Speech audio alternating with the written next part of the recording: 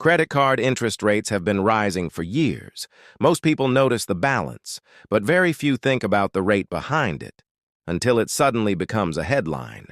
In the United States, there is now discussion around limiting credit card interest rates, not eliminating debt, but putting a ceiling on how expensive it can become.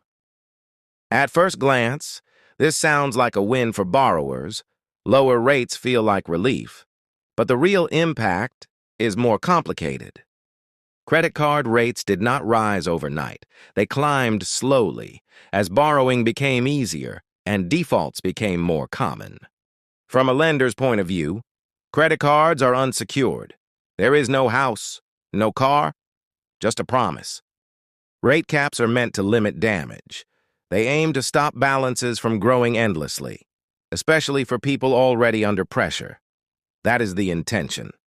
When rates are capped, lenders don't lose their risk. They adjust their rules and become more selective.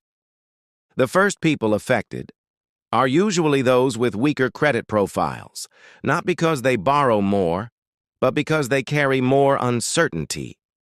Lower rates feel like protection. Reduced access feels invisible, but both happen at the same time, and one is rarely discussed. For everyday spending, this changes how credit feels. It becomes harder to access, even when needs stay the same. Rules can limit outcomes, but they rarely change habits. Spending behavior adjusts slowly. Pressure finds new paths. Lower rates sound like relief, but access matters just as much. The real question is not the number. It is how credit fits into everyday life.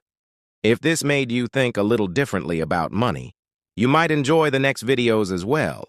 Subscribe if you want more calm explanations about how people really spend.